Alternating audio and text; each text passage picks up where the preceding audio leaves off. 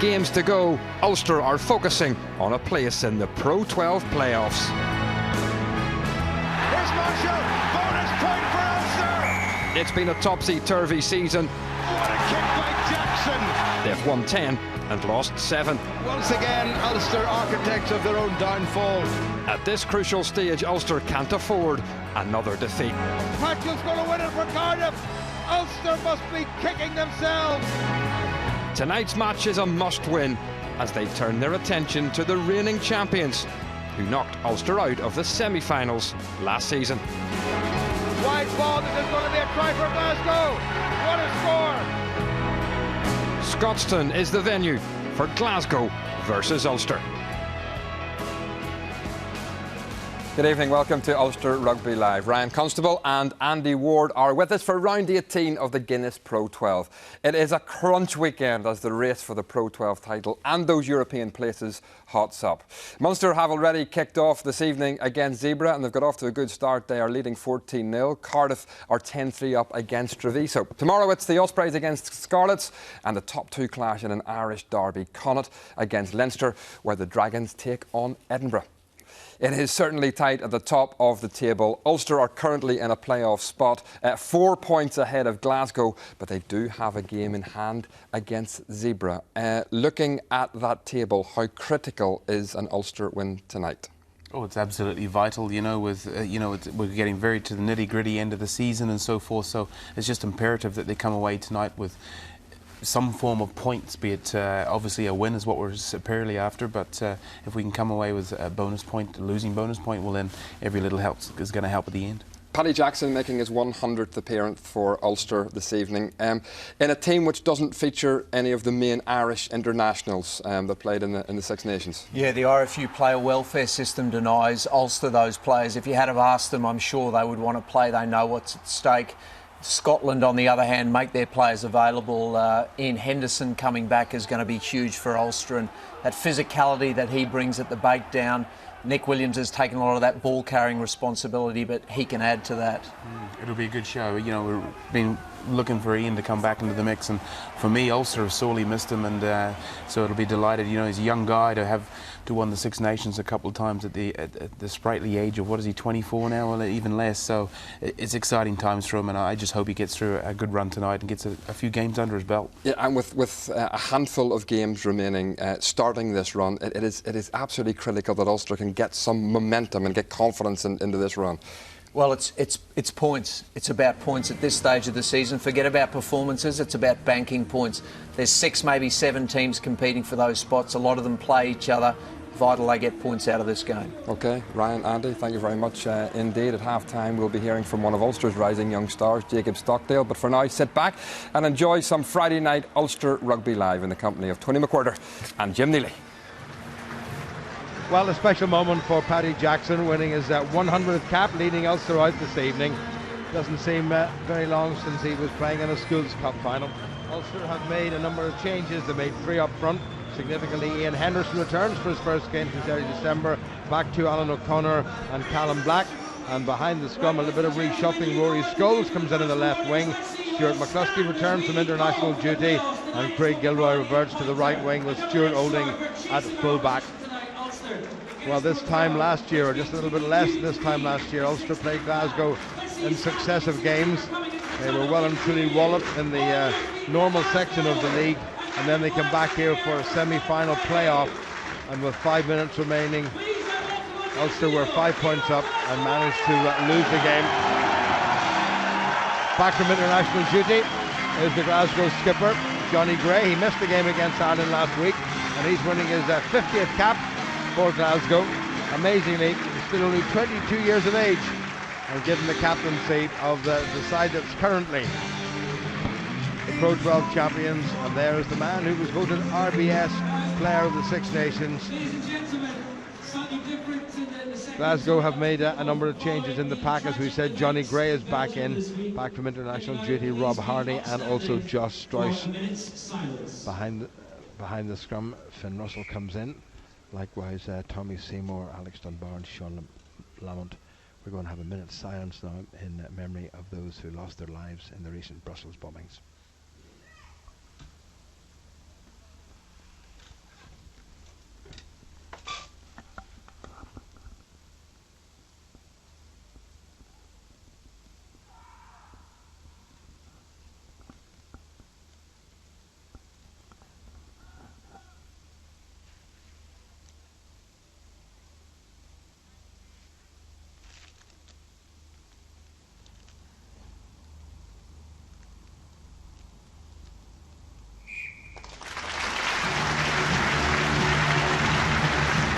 Little toot of the whistle from the referee tonight, who is John Lacey from Ireland, a member of the World Cup, most recent World Cup panel, and did the opening game of the Six Nations, the Calcutta Cup game between Scotland and England. There he is, former wing three-quarter with Shannon and Munster. Did the Ulster Cardiff game at the Arms Park a few weeks ago, which didn't work out at all well for Ulster. Well, as you can see, the pitch not in wonderful condition, but because there's been no rain, it's going to be very, very firm indeed. It's a cold, crisp, dry night in Glasgow, and only a bit of a hint of a breeze. John Lacey blows the whistle, and Paddy Jackson, celebrating his 100th appearance for Ulster, gets the game underway. And straight away it's another man who's come off Six Nations duty, Sean Lamont, who came on as a sub last week against Ireland in Dublin to win his 104th cap, second most capped Scotsman of all time. Sets it up. Henry Pyrgos away to Finn Russell, charged down by Pienaar. It's gone a bit too far, and that is very typical Ruan Pienaar. That's not the first time he's done it in this ground. Evening, Jim. Evening, everybody. No, Ruan Pienaar straight into the action, and that's where Ulster will want to see him tonight, leading from the front. One would say very unlucky there, perhaps not to get the 5 points. Well, a dry ground and the bounce, and he really put the hands up there, and there's a very, very short dead ball line. But to be fair, Stuart Hogg was covering well. Russell taken in by Craig Gilroy, back on the left wing after a couple of appearances as a full-back, although Stuart Oling has played there as well, but he's back there. Pienaar, Jackson. Well, that's nicely done by Ulster. There goes Olding. Good little cut by the full-back up to the Glasgow 10-metre line. Ulster looking for quick ball, which they've got. Jackson inside to Stuart McCluskey. Good hand off by the big fella. Enterprising stuff by Ulster and by McCluskey. What a season he's having. First Irish cap against England at Twickenham, and back inside. This is great stuff by Ulster. Pretty close to the line. They're within touching distance. Pienaar nearly got over. Referee's got the hand out for a penalty against Glasgow, and what a start by this Ulster side. Not at all overawed by being up against a team fielding 15 internationals and 7 more on the bench. Tony, there's a yellow card against the RBS player of the championship, Stuart Hogg. Yeah, deservedly so as well, Jim. Definite try-scoring opportunity for Ulster in the line, and Stuart Hogg slapping the ball out of Ruan Pienaar's hands. But that's the way that Ulster will intend to play this evening. Ball in hand. First that initial thrust from Olding, followed up then brilliantly by Stuart McCluskey with Chris Henry on his shoulder, and it took that bit of foul play by Hogg to deny Ulster an opening score. Well, lovely little offload there by Rory Scholes, and that's the Glasgow line, and Ulster laying siege to it. And well, that was very definitely a yellow card. Much it could have been a penalty try. That didn't deserve that. Well taken in though by Franco van der Merwe. Rob Herring, Ulster's skipper, is then behind Ulster, shunting forward. Referee says that's one stop. In goes Stuart McCluskey as well. Chris Henry's still in possession. Scored the try here, and here goes Henry again. Is he going to get another one? He's pretty close. Can he get it down? John Lacey is well positioned, and he said it's held up with a 5-metre scrum to Ulster, and all the pressure coming from the men in white. Yeah, great effort from Chris Henry. It's Finn Russell who just gets his body underneath him to stop him getting the touchdown, but great set piece from Ulster after winning the penalty, going to touch. Great work at the front of that maul by the forwards, and Henry chose the correct decision. It had fractured. He stepped off, found a space, but just didn't have the ability to get the ball touchdown. Well, the first scrum, and what a scrum it's going to be. Glasgow down to 14 men, but they've got all 8 forwards in there. On the tight head side for Glasgow, the 23 times capped Tongan, the formidable Sila Puafisi, up against Callum Black, who celebrated his 100th Ulster appearance with a try against Glasgow in the corresponding fixture in Belfast a few weeks ago. A lot of pressure coming on that Ulster front row, but they've held up onto the pressure now. Can they get the right shoulder to release Nick Williams round that blind side? He's controlling the ball well. It's coming open, taken on by McCluskey. Well released by McCluskey. Great chance for Ulster. Back inside. Must be the try. Dotted down by Ian Henderson. What a return to the Ulster colours by the fella playing only his 4th game of the season, and what a start by this Ulster side. Yeah, crisp, clean, fast, efficient ball, Jim, and Ulster chose the right side to come. with Stuart Hogg in the bin. Ulster had the man advantage coming left. It's McCluskey who trucks it up. Again, Chris Henry first to the breakdown. It's quick ball. Olding standing at 10. Clever ball back inside to Henderson, who goes under the post untouched. Beautiful start by the team in white. Well, the two former schoolboys from Belfast Royal Academy combining beautifully, and Henderson thundered over, and a big grin on that familiar face of his. How good it is to see him back playing rugby after what looked like an horrific injury. Tore his hamstring off the bone in the game against Edinburgh. Very innocuous it seemed at the time, but he's battled back, and he's back quicker than everybody thought, and he's put Ulster into the lead. And Paddy Jackson has extended that lead, so not even 5 minutes gone, and Ulster 7-0 up. It's 5 minutes, Jim, without Glasgow touching the ball. More importantly, but you see that initial thrust. It's Rory Scholes following up in the back of McCluskey and picking the offload to, once again, that mad Rob Herring. He's just everywhere for Ulster this season. And we see Stuart Hogg never in an onside position. Clearly offside. John Lacey, that's an easy decision for him. And from the scrum then, Pienaar to Olding, and that switch ball back inside with no cover inside. An easy 5 points. Clever hands by Ulster, backs and forward. Started off by the initial drive by Stuart McCluskey. That's a good hanging restart kick. But what a good take that was by Franco van der Merwe. Sean Lamont in the middle of all that. Pienaar just not quite getting clean possession. And Glasgow getting the scrum. But also having taken the ball well, couldn't get it back, and Sean Lamont did a great job spoiling there. Yeah, great effort by Lamont. Phenomenally good take by Franco van der Merwe as well. But those are the small margins, Jim, that Ulster have to be absolutely spot on with this evening. Clear take in the maul, it has to go to ground and then get the ensuing box kick away. And straight out, that initial sort of try, and now Glasgow right back in the box seat with a great attacking opportunity. Never mind, even though they're a man down with Hogg in the bin. Well, naughty Stuart Hogg. What a great Six Nations he had. Just pipped the English number 8 Billy Vunipola, with George North, the Welsh winger, in third place in the Player of the Championship stakes. This time it's Glasgow's scrum. They're pretty tight to the far touchline. Purfisi against Black once again. Henry with the headgear on the near side. I can also get any kind of a squeeze on. It's a pretty solid looking Glasgow scrummage.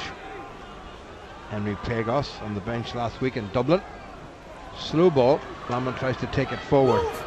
That's the Ulster 10-metre line. Referee's got the hand out for a penalty. Well, you score 7 points and then you probably concede 3. Sometimes it's very difficult in that tackle situation. You find yourself, you have a split second to both execute and get out of the way. Jackson makes it, just unable to get it out of the way. Takes a little prod in the stomach for his trouble. Is a good old shoe from Chris Fusaro, but an easy decision for John Lacey. Glasgow, interestingly, going for the corner.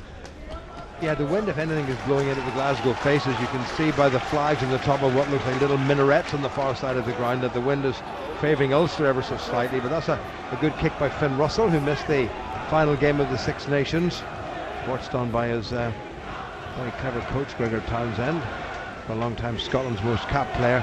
Well, Glasgow inside Ulster's 22, taken by the captain Johnny Gray, who swapped numbers with Leonie Nakaraba, the outstanding Fijian who was man of the match against Leinster last weekend.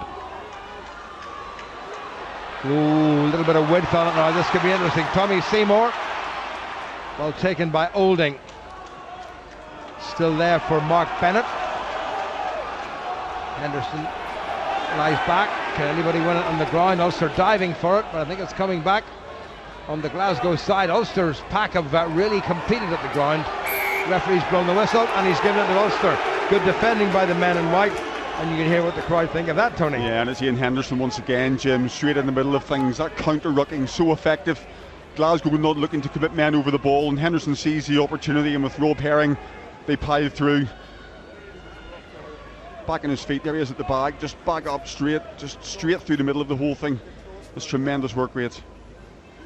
Yeah, well, Rob Herring had gone through and then was pulled back round by a Glasgow player, so he was quite legal, wearing the fetching blue headgear. Also centre Luke Marshall, playing his 78th game for his province today. Was 24th man throughout the Six Nations, but didn't make a matchday squad. And Pienaar having a little glance to his left to see where Glasgow defences might be deployed. Nearly 9 minutes gone. Free kick against Glasgow for early engagement. Now what do Ulster do? Do they put it up in the air? They kick it straight to touch. Remember, it'll be a Glasgow line out because it's a free kick as opposed to a full penalty. Don't think that'll bother Ulster too much. That's a belter by Jackson. Taken in by Seymour. Good tackle by Alan O'Connor, restored to the Ulster side after missing a couple of games because of injury. Peter Brown was a pretty able deputy. That was Josh Strice, made a bit of ground for Glasgow. Johnny Gray. Good acceleration from a standing start, and again O'Connor puts the tackle in. Nakarawa just lurking with intent. Well taken by Jackson. Now Olding. Gets it wide to Gilroy. Good step by Gilroy, and another good step, and away goes Gilroy. There's nobody with him. Well, he certainly needs somebody, and he pops it back inside to Alan O'Connor. Good enterprise by Ulster. One or two good individual performances. Jackson, as he hit that a little bit too far, it needs to sit up on that awful surface. Dotted down, and a 22. Well, once again, good play by Ulster and some good individual work. Yeah, Craig Gilroy in the right wing with that pirouette that he's renowned for, and actually running away from his support. Almost 7 style then, Jim, having to hold up and go back to his support, and it's Alan O'Connor who's been everywhere in this opening 10 minutes, but perhaps not the right selection of option there from Jackson. Ball in hand, Ulster with the ball in hand and the man advantage. Maybe that would have been the better call. Well, he probably figured that maybe Glasgow with Stuart Hogg in the bin didn't have cover far back. Well covered by Ruan Pinar. It's given that a fair bit of height, and somebody needs to chase that. Taken by Josh Strout, who's well taken by Luke Marshall. Good rucking by Glasgow. Penalty against Ulster. That's the second penalty they've given away at the breakdown, and John Lacey's pretty hot on that, and he gave them a bad time, or they gave him a bad time in Cardiff a few weeks ago, and they don't want to be going down that same path here tonight. No, absolutely not. John Lacey very, very hot on ball and ground. The edict from the IRB is quick ball, and if you have it to play it, and Ulster certainly once they're off their feet, would be better to get back and reset that line, leave the ball alone. Russell himself concussed last time out, and well, the 10 minutes have flown in. He was binned after just 90 seconds, and not long after Ulster scored, so Stuart Hogg back on the park, and there's a look of serious determination in his face to try to compensate for that, because his dismissal cost the side 7 points. Glasgow's throw, Fraser Brown. Nakarawa wins it. Russell. Strice in the middle of the park. Tries to rumble over Paddy Jackson, who holds on. Ulster need to get the man away from the ball, and they have done with Henry. And that's good defending by Ulster. Ball was taken in, and that's great work at the breakdown by Ulster. Yeah, classic double team. Chris Henry going low, and then it's Jackson in, and that wrap-up choke tackle. But something that you see a lot from Josh Strice at number 8 for Glasgow. Jim carries the ball very upright, but also leads with the ball, and he's a real potential source of good ball going forward. But you can attack him, you can get on that choke and hold him up, and Paddy Jackson's done exceptionally well there. A little bit of a break, and some water been brought on. Franco van der Merwe having a real serious word with his forward pack. 12.5 minutes gone, the clock has stopped, and that's a scoreline which will please certainly Ulster fans and travelling supporters. And worth mentioning, there's a bunch of under 14 players from Larne Rugby Football Club are over for the weekend, playing in a tournament, I think, in Glasgow. Les Kiss to his right, Alan Clark, will be pretty happy with the way things have gone, apart from giving away a couple of unnecessary penalties. Yeah, certainly, and with Ulster coming on the back and coming back from having not played Jim in 3 weeks, this opening 10-12 minutes has been almost faultless, one would say, bar the 2 penalties given away. One would have thought that Glasgow, with their number of returning internationals from last week and home advantage, maybe would have come out a little bit faster.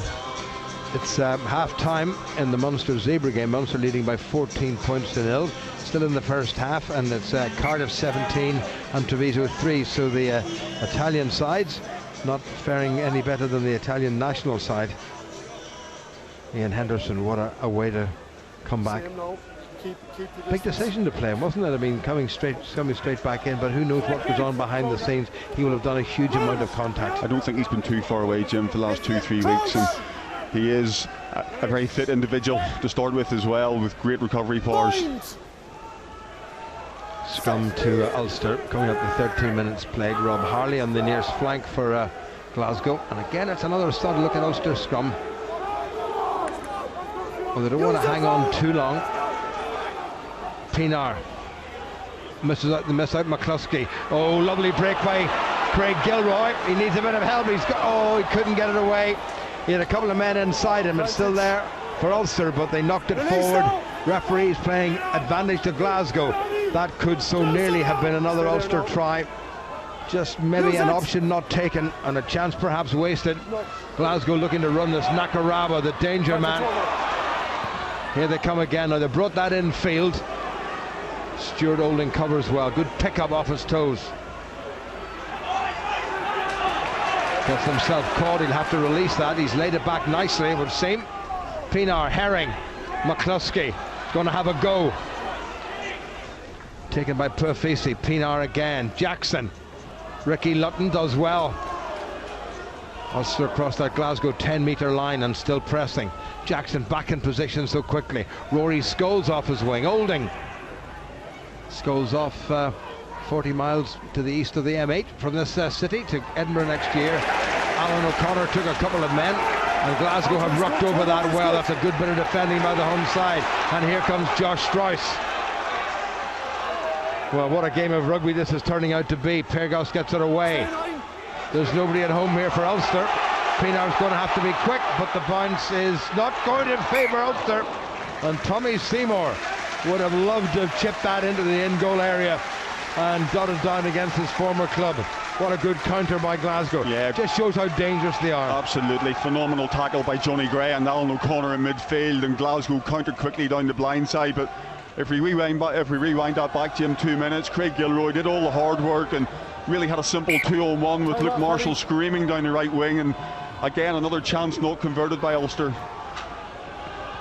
Well, will they come to regret that as this game unfolds? Just under 15 minutes played, and Ulster happy enough to lead by 7 points to 0.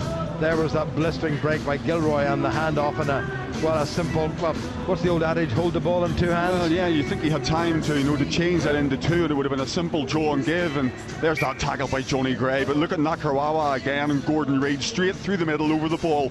Perfectly legal turnover to Glasgow.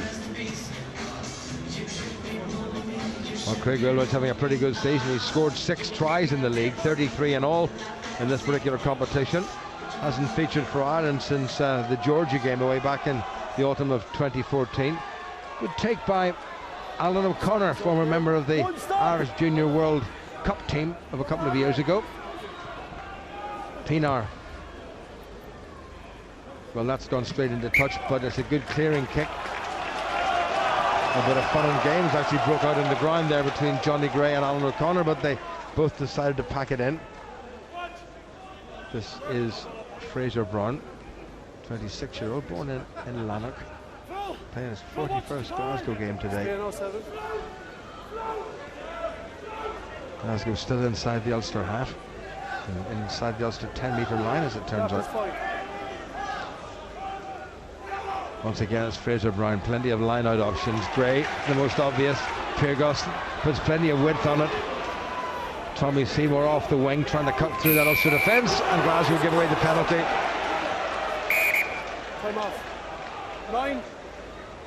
Clear. John Lacey going to have a word with Henry please. Pyrgos. What's he saying to him? This player speaks to me like that again and leaves the field. Is that clear?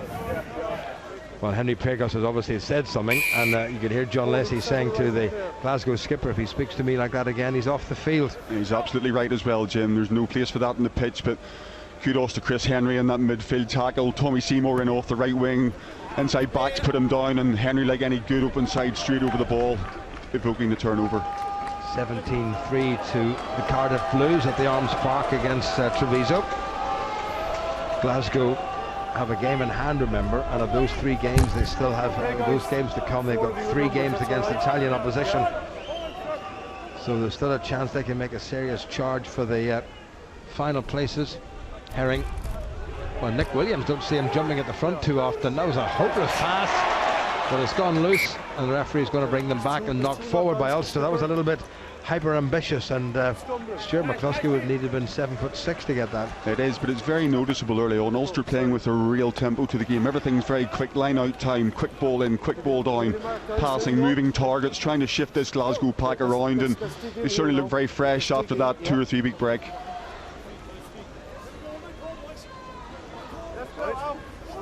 Nobody has managed to achieve an edge in the scrum. Glasgow with an all-international forward pack, and indeed an all-international 15, and 7 more test players on the bench, and even the mighty Toulon, whom Ulster played last season in Europe, could only field 15 internationals and 4 on the bench. So in terms of international strength, I don't think Ulster faced a side quite as strong as this Glasgow one.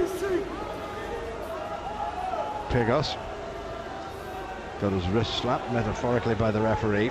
Good control by Strauss. Also need to be careful coming off the side of this scrum. Pyrgos dithers a wee bit. That might be a bad kick. Oh, that's a very handy bounce for Glasgow, because although it's going to be an Ulster line-out, they're only 10 metres from their own goal line. Yeah, and you've got to find that with the pitch this evening, Jim. There's so much sand on it. Whenever the ball lands from a sort of a low grubber kick like that, it just sort of almost semi-plugs it away, golf ball style, and then the spin just on that occasion taking it into touch. Coming up to the end of the first quarter, Ulster having scored within 2 minutes. Oh, great take by Van der Merwe under a huge amount of pressure from the enormous Sione Nakarawa. Chris Henry has the ball tucked in. Pinar. That's pretty nicely judged, actually. Good take by Seymour. Walloped, though, by first of all Rory Scholes and then Nick Williams. So Glasgow have managed to lose the ball, but it was illegal by Ulster, coming in from the side and pinching it. That's well, the 3rd penalty of the breakdown against Ulster. Yeah, well, they're certainly looking. Nick Williams is hurt too. That worries me. Also, certainly very competitive at breakdown time, Jim, and Nick Williams absolutely boned Tommy Seymour there. Rory Scholes with a great kick chase, timed it perfectly, and that rebound tackle from Williams, you could feel that up here. Yeah, he's holding his left thigh, mind you. Both thighs are fairly heavily bandaged, but a lot of that has to do with putting a little bits of layers and stuff in to help doing a little bit of lifting. Now, where is the offence? Was there a hand went in there just before Rob Herring? Alan O'Connor, I think, with around the open injudicious hands. There's Rob Harley at the back of the line out, and he moved up to the front to take it well. Glasgow trying to shunt forward. This is the best forward drive of the evening so far. Also need to get a few more men in behind the ball. Crowd appealing that somebody's offside, but the referee's having none of it. The touch judge hasn't interfered. Slow ball, that's come out untidily, and again the referee is playing on. Van der Merwe makes the tackle on Rob Harley. Pyrgos finding difficulty in getting the ball away, such as the pressure by the Ulster forwards on him. Taken on by Fraser Brown. Johnny Gray, his captain, goes in to seal off quite legally. Pyrgos again. Strauss. Good solid Ulster defence. Referee telling Ulster to move. Pyrgos, now Nakarawa. Good offload. Oh, there's a chance of an overlap here. Ulster need to be careful. Back inside, still there for Glasgow.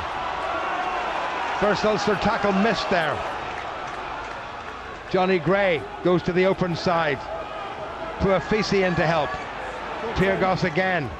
Nakarawa not getting through. Good work by Henderson. Again it's Pyrgos. Gordon Reid walloped in the tackle by Nick Williams. All the pressure now coming from the defending champions. Nakarawa. Nabbed by O'Connor. Pyrgos. Glasgow putting a little bit of width in this. That's a nice little loop round. Oh, the half a gap appeared and Ulster closed it, but Glasgow made some 10 metres. Crowd baying for a penalty. Once again Ulster's defence being tested. Once again it's Pyrgos and Strauss. Good tackle by Ian Henderson, Ulster's try scorer. Pyrgos. Surely they can't keep this up. Luke Marshall shot up perfectly legally, very quickly. Split second decision. Here's Nakarawa. Callum Black was the tackler. Pyrgos again. Rob Harley. Great tackle by Van der Merwe. Here they come again. Finn Russell. Back inside. Stuart Hogg. No. Pyrgos. Johnny Gray, Glasgow's skipper. Ulster's posts in view. Pyrgos. Nakarawa. Gone loose. Referee still playing on. Nakarawa gets it again. 14 offside. That's rather wide. I should say Craig Gilroy's got himself offside.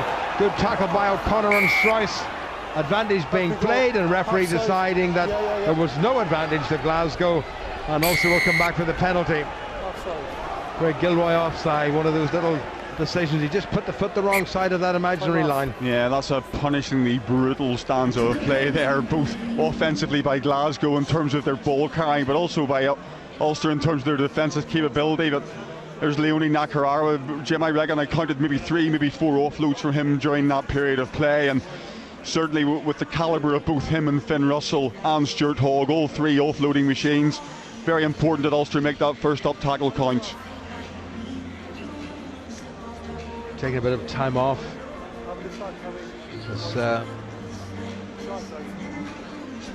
There's Nakarawa yet again, very nearly got through, managed to get the ball away, and look at Strice. And Chris Henry, as ever, put the body in the line. But also maintaining that structure nicely, good communication, nobody breaking the line, talking from the inside, everybody knows exactly where they stand, and more importantly, nobody slipping off anything.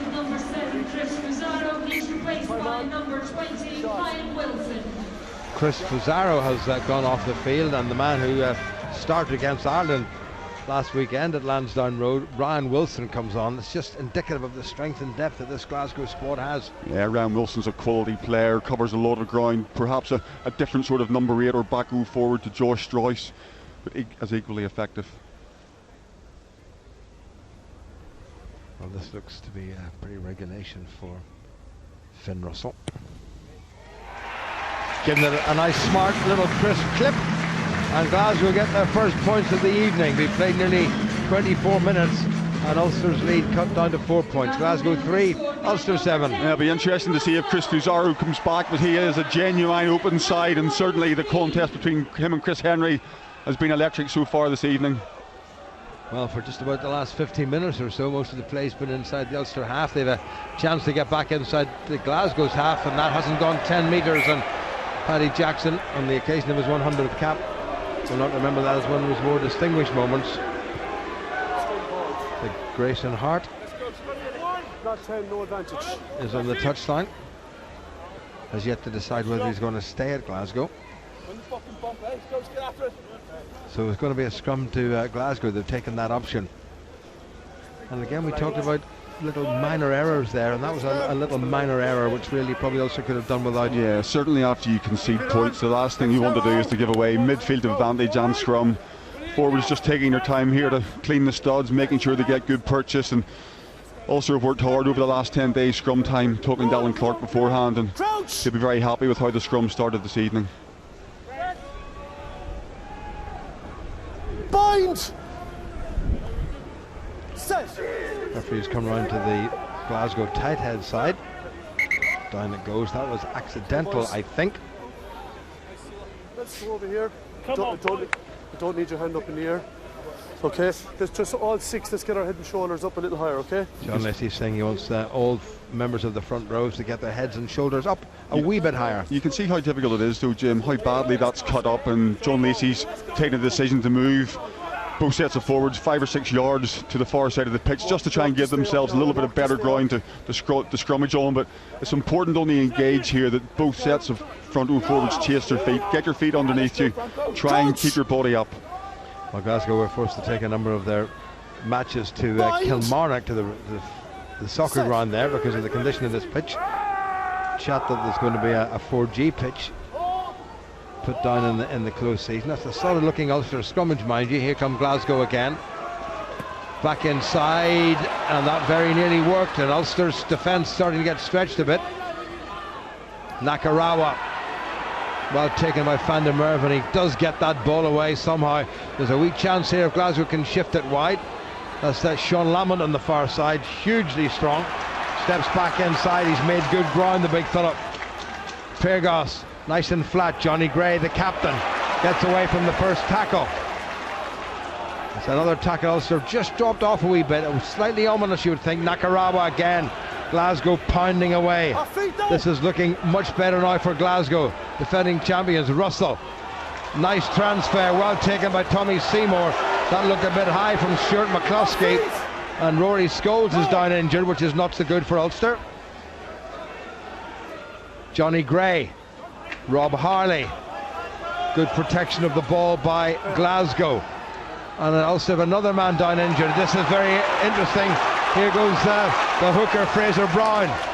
Glasgow building up a terrific head of steam. Out to Gordon Reid, who's out in his own. Ian Henderson with the tackle. Russell.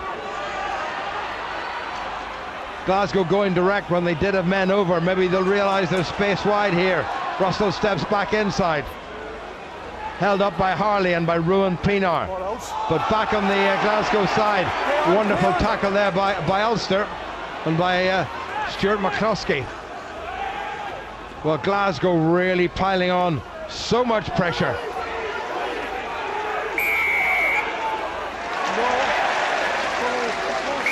The referee's going to bring them back. Sean Lamont wants to take it quickly. No release one. Looks like he wants to take on Stuart McCluskey. Not sure that'd be the wisest thing in the world, but however. No, two heavyweight and backline divisions. It'd be quite a contest seeing those two going toe to toe. But Alan O'Connor coming to the sidelines. Jim looks like he's done a bit of damage to that right shoulder. But Glasgow asking lots of questions. They play a fantastic brand of rugby. The pace, the offload game, very, very hard to defend. And Ulster being stretched from side to side. And one would have to feel that John Lacey's getting very close to digging in the pocket for the yellow card. It can't be too far away. That's about the fifth penalty Ulster conceded at the breakdown, and we're still inside the first half hour. Well, that is very, very unfortunate. Alan O'Connor is going to have to leave the field. Gareth Robinson, Ulster's senior physio, is there. On comes Robbie Dyack, who's been ever present in the side for the last 2 or 3 months. Be interesting to see whether he goes into the second row or whether he plays 6, and whether Henderson goes to the second row. Go ahead there, I didn't hear what you said.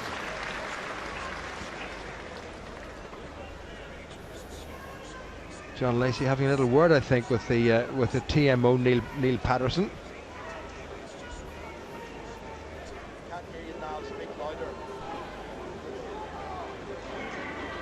Munster have extended their lead over Zebra to 21 points to 0 in the second half from that game. Okay. John Lacey going up. Is he going to have a look at the screen? Is there a hint of foul play, Tony? I wasn't really paying that much attention. I'm not sure where he's going to be having a look at the afters in terms of what's there, but I think he's decided that enough's enough and let's get on with the game. And he's given the penalty. And he says shot, and that doesn't mean a little toot that you throw down very quickly. Shot means a kick at goal, and Finn Russell, if anything, this is even easier.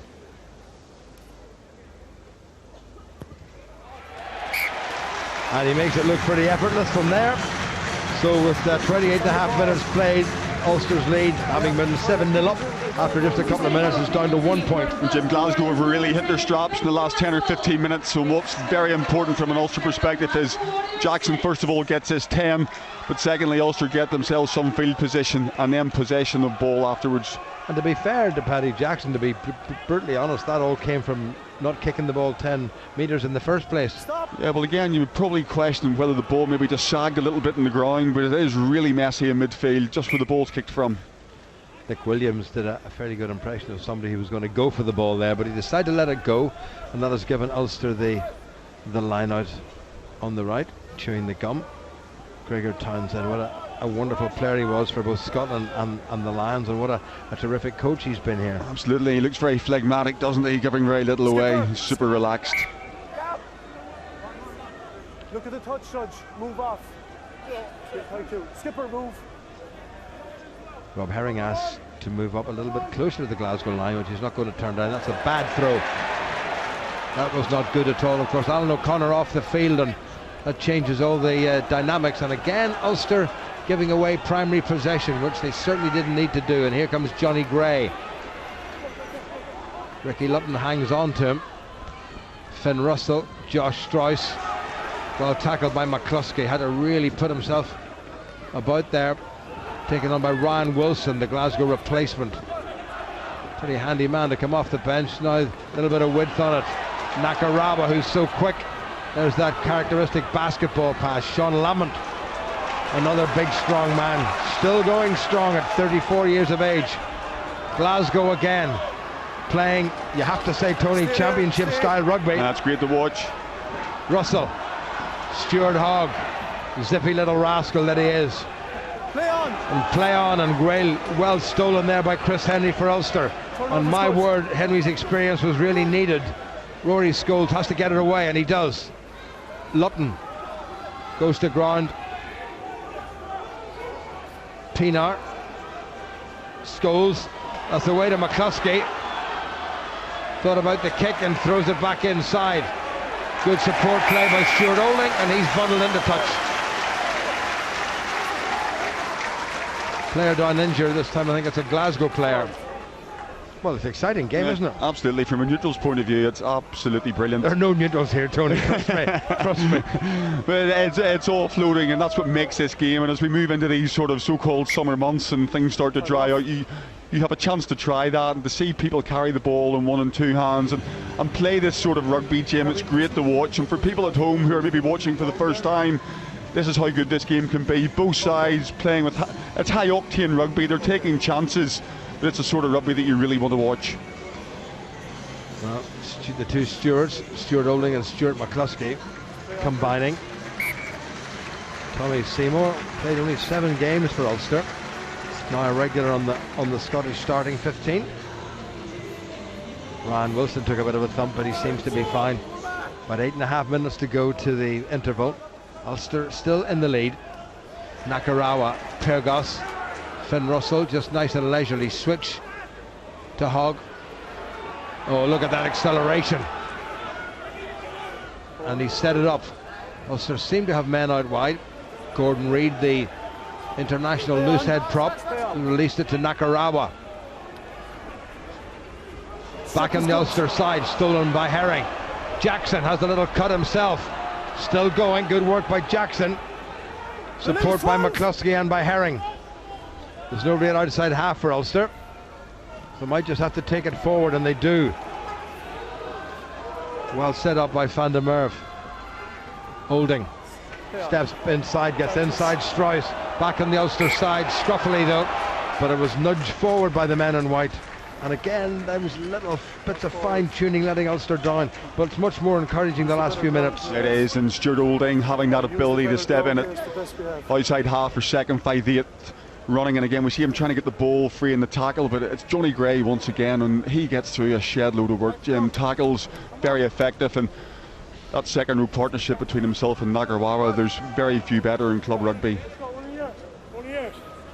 Well, it's a bit chilly up there for Les Kiss and Alan Clark.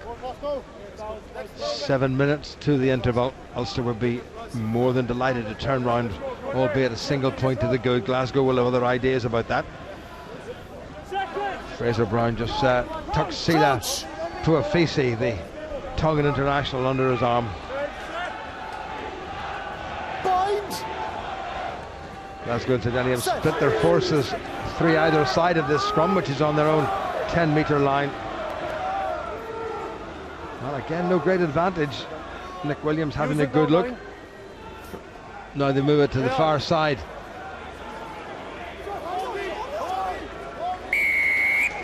Penalty to Ulster. And I'm pretty sure with a slight breeze, Paddy Jackson will be looking at the post. Yeah, I think he'll have a cut at 3, Jim, but great defensive play from Pienaar there. Just dropping a yard or 2 off the scrum, opening that channel for Pyrgos. By doing that, he blocks the pass. Pyrgos then has nowhere to go apart from to attack down the short side, and both Chris Henry, just shepherded inside, and there's Nick Williams putting him on the ground, quite clearly releasing the arms to the referee, straight and over the ball, and John Lacey, an easy decision. But again, that stems from classic scrum half play by Pienaar, dropping off a yard or two, shutting down the pass and forcing the opposition scrum half into the back row. And a solid Ulster scrum paved the way for that.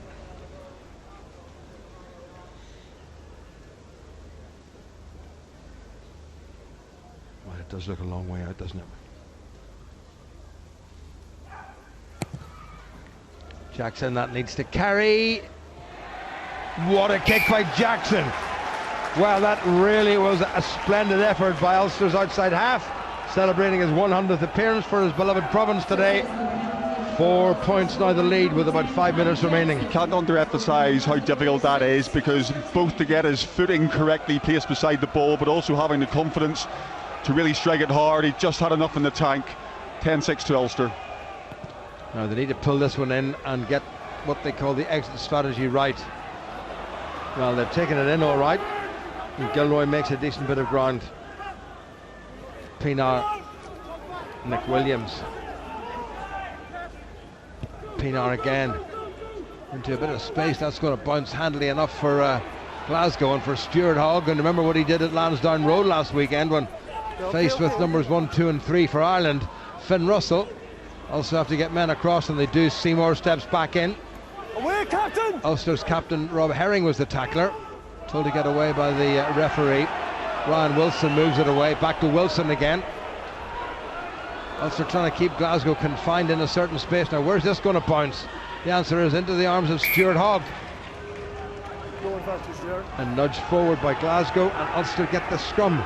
4 minutes remaining. Can they hang on, Tony, with this 4-point lead? Well, certainly, Jim, one would hope so. And with this scrum in midfield position and a chance both to attack into the Glasgow 22, but with ball as well, one would hope that they can see this out to half time. But it's very evident what Glasgow's tactics are, Jim, trying to tack short in that Jackson McCluskey channel, and then getting their big forwards coming round the corner, looking to try and keep the ball up, keeping the speed of the ball up, and subsequently then looking to try and attack Ulster that soft inside shoulder.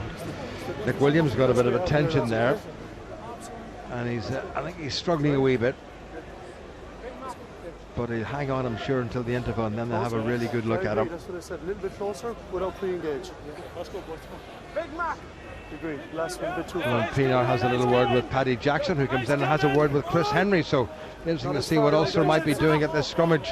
Yeah, Stuart McCluskey's gone over, standing on the right hand side, and then we have Stuart Olding hovering between Jackson and Marshall on the Ulster left, so perhaps a little bit of sleight of hand coming up from Ulster here. Bind! Set! Cardiff 22-3, Ulster 33-0 up. Glasgow 6, Ulster 10. Ulster scrum. Paddy Jackson, Luke Marshall, Pienaar, Jackson, Rory Scholes. 2.5 minutes remaining. Ulster in possession. Well taken by Callum Black. Olding, Luke Marshall. Just maybe offloaded a wee bit on the early side, but the referee was happy enough that it went backward, fortunately for Luke Marshall and Ulster. Pienaar again. Glasgow suspiciously offside there. Nick Williams putting everything into this game. Pienaar gets it away. That's not a bad little kick. That could bounce handily enough, and Scholes is up, but he's missed him. Is there time for Glasgow to come back and really spoil Ulster's first half party? Taken on by Alex Dunbar. Josh Strauss looking to put a bit of width of it. Oh, Ulster need to make the tackles, and they haven't. That's not so good. Here come Glasgow again, and Glasgow threatening to score the try just at half time. Taken on by Hogg, who's tackled by Rob Herring, Ulster's captain. And a bit of loose play there cost Ulster possession, and they've given away the penalty. Taken quickly, and the referee says it has to be taken through the mark, and it wasn't. Crowd boo, but John Lacey was quite right. Well, sometimes this Ulster side baffles you, Tony. Yeah, it does, and again it's a missed up tackle. It's Ian Henderson, but we see Stuart McCluskey coming straight through the middle and playing the ball with his foot, but the unfortunate bit was at the scrum half, just in the position to pick it up, and you're not allowed to play the scrum half without the ball as such. But that was close, but certainly the Glasgow's crowd perhaps swaying Lacey's decision there. John Lacey asking Johnny Gray, what's your decision? And Johnny Gray was sort of in half a mind now. John Lacey's having a word with Rob Herring. I don't want any more in this zone down here, okay? Well, he's told Rob Herring that a couple of penalties have been given away for coming in at the side. He doesn't want any more, and this may well be the very last act of what's been a toing and froing first half. And on balance, Ulster will be pretty pleased, given the mistakes they've made, to be at this stage, albeit about to concede, I'm pretty sure, 3 more points. Absolutely, but you can't miss first up tackles, Jim, and with dangerous runners like Russell and Hogg, they will cut you to shreds in the blink of an eye. Well, this is the most difficult one that he's had so far, and it still is pretty straightforward. So this to cut Ulster's lead to a single point. There may just be time for the restart. We'll see. Finn Russell. Yeah, another good strike by the Scottish international outside half. And Ulster have kept their noses in front just about. Successful penalty for the Glasgow Warriors from number 10, Finn Russell. And there is just about going to be time. And Paddy Jackson has to decide what he's going to do with it. He can't decide to do anything too clever. That's probably just about the best. A kick knocked back on the Glasgow side. This could be interesting. Knocked forward by Glasgow, and no time for the Ulster scrum, which from an Ulster perspective was a bit of a pity. Ulster leading by a single point, Tony, and they'll not be too unhappy with that. No, great opening first 10 minutes from Ulster and capitalising on Stuart Hogg's sin binning without opening Ian Henderson try. But really, Jim, for the last 20-25 minutes, Glasgow have been probing and searching, and one feels that the Ulster defence, although it has creaked, it has stood up manfully, but there are bigger questions to answer in the second half, perhaps. Well, just the one try scored by Ulster after just a couple of minutes, and thereafter it was all penalties. Half time here at Scotstoun. It's Glasgow Warriors, the champions, 9 and Ulster 10. Yes, it's an exciting 1-point game. Who needs the Friday night soaps when you can get entertainment like that? Great match. Absolutely fantastic, and I think the guys alluded to it in the commentary that, you know, if you're neutral, it's a good game to watch. There's plenty happening. It's going from side to side and end to end, and it's good. And both teams looking to play rugby, certainly with ball in hand, trying to get it in the last 15-20 minutes of this match. So far, Glasgow have had the bit of an upper hand. A really quick start by Ulster, which is exactly what they needed, wasn't it? Yeah, really came out of the gates. You know, they made 3 line breaks, I think, in the first 2 minutes. I think Glasgow missed more tackles than they made. See Stuart Olding, who's been excellent on his feet again, that initial incision, and then you know, they just kept that theme going. McCluskey, so difficult to bring down, so physical in the midfield, and it was those progression of line breaks that ultimately led to that field position where, again, lovely little intricate play there, and Scholes gets close, and then the penalty comes out of that, and then you're down to 14 men, you're defending on your own line, and that's how the tries come. It was a real signal of Ulster's intent, the way they came out of the blocks, Andy, wasn't it? Very much so, and I think Glasgow probably, you know, were a little shell-shocked themselves, because Ulster wouldn't be predominantly seriously good, strong starters, and to come out like this here, that was a perfect result. Get one of them, the main strike runners off the pitch early doors, and it alluded to, you know, getting across the whitewash, which is the all-important part.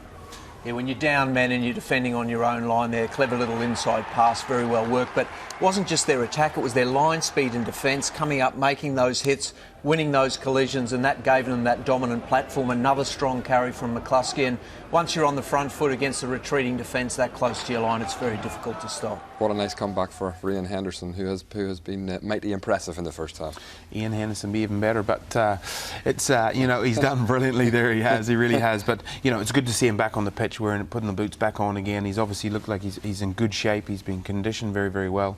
He's come out and he's been blistering all right from the very first go. And despite that great start, at the breakdown, Ulster encountered many difficulties as the half progressed. Yeah, a lot of frustrations there, probably for both teams, and no one's really stamped their authority on it, but Ulster have infringed a number of times there now, and it's that accumulation of penalties that has eventually allowed Glasgow a purchase back into this game. You concede some soft penalties at the breakdown. You've got to be confrontational there, but you've got to do it within the laws of the game, and that's just allowed Glasgow back into it. I'd say the coaches up here are pulling their hair out. You know, this is a situation. There's a fantastic defensive tackle there, and they just got a quick turnover. This is what you can't do to Glasgow. You cannot give them quick ball. They are quick. They pounce on anything good. But the coaching staff must be fairly frustrated in terms of silly, cheap penalties that were given away, and there's no need for them. We know what we're doing. Chrissy Henry's in from the side there. Temptation's what it is, but you've still got to understand the rules. That's just cheap penalties, and what it's doing is getting Glasgow back in the game, giving them a little opportunity to get some go-forward ball. So how do you address that second half, Ryan? You want to keep that ferocity at the breakdown, dominating those collisions and claiming that space at the breakdown, but you've got to do it with that discipline. The referee's set out his stall, they know what's coming, so they just need to try and just a little bit more composure in that breakdown area. But, you know, they want to keep that defensive line speed. They want to keep that dominating those physical clashes just a little bit cuter around that breakdown. Ulster have had some other great opportunities and great line breaks as well. Oh, fantastic. I mean, the line breaks have been absolutely superb, as Ryan said earlier on there, you know. And this is another good one. Not a lot happening from it. Gilly, this is what he's done all his career. He's been absolutely fantastic, and all the hard work's done. He made a good decision here. He's sort of running up a blind alley, so he just pulled it back and relaxed and give guys time to get back in it, and it's just created a whole lot, you know. And this is another fantastic break from him. He's showing some real pace to get on the outside here, but for this guy here, he's experienced, two hands. There's no need for that. That was stupid. This is a fine linesman getting it right and wrong, and Craig Gilroy is an experienced enough player now. He should have put that ball away. That was maybe one opportunity that we're fluffed. We can't afford messes like that. But with opportunities like that, they know that he's a dangerous strike runner. Oh, geez, the amount of clean line breaks that Ulster have made, just unfortunately haven't been able to capitalise on those. And most of them came, in fairness, in the first 15 minutes. You then saw the likes of Nakarawa coming into the game, and those offloads are so dangerous. The defence is almost getting ready to set. That ball comes out on an offload, and all of a sudden, you know, you're back on your hind feet and you're off again. They like that unstructured play, Glasgow. They're used to playing in that way. They like a broken field type of running game. And after that 15-20 minute mark, through those offloads, they really came into this game. It's like playing against one of the Harlem Globetrotters, isn't it? Yeah, I mean, this is where he's dangerous. He's just, you know, he did this to us last year at the end of the season. He was just phenomenal in that match, I thought, in his ability to offload. And what also seems just to zero in on him, we get 2 or 3, he's taking guys out with a little pop over the pass. And, you know, we're used to seeing Nick Williams potentially do that there, but the shoe's on the other foot tonight, and he's a dangerous player, and he really sets Glasgow alight. Yeah, and man of the match against Leinster last week as well. Now, time for our half-time feature. This week, Gavin Andrews caught up with one of Ulster Rugby's rising young stars. He took him on a visit to the location of one of the world's biggest TV shows.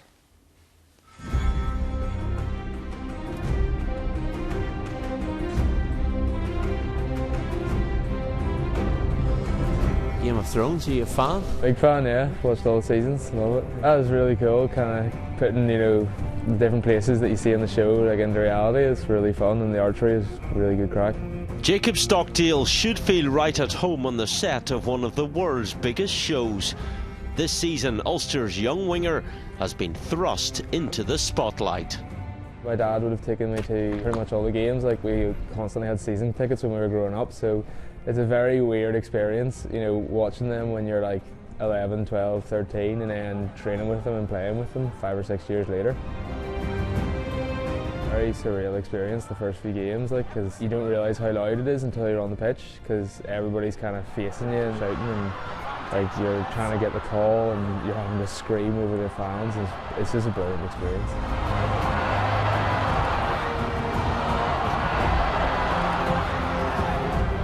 Kind of starting to feel like I'm part of the team now, and you know, getting less nervous with each game. You know, the little things are becoming easier. You know, whereas at the start, you know, the first few games, everything was very tough. What was the moment that stood out for you so far? Probably was the Glasgow game. He's going to kick over the top, going to chip over the top as he bounces. Favourite Stockdale, brilliant stuff from the teenager. Rides the two defenders. Stockdale, he kicks forward near the try line. Can he get the ball up towards the try line? Getting the run at the end of the match and nearly getting over the line, but that was a big moment where I was absolutely knackered. Once I kind of got back there, I got the ball, and somebody was chasing me, so I had to start running. And after that, it was pretty much instinct, so it was. There's a good history with wingers in Ulster in recent times. Tommy Bowe, Andrew Trimble, Craig Gilroy, big boots to fill. Yeah, they're all very different players. You know, Trimble's known for his big hits in defence. You know, Tommy's known for like running incredible lines and support lines and that kind of stuff. And then Gillies just for some moments of magic, like on his feet and stuff. So the fact that they're all really different players is quite good for me, because I can kind of, well, not pick and choose, but they can kind of teach me different things. Hybrid of them all. Hopefully, yeah. I mean, that'd be in a perfect world, maybe, yeah. Is that the dream? Emulate them? Yeah, definitely, yeah. If I can get a career where I've got 150 plus caps for Ulster and countless caps for Ireland, that'd be the dream, yeah.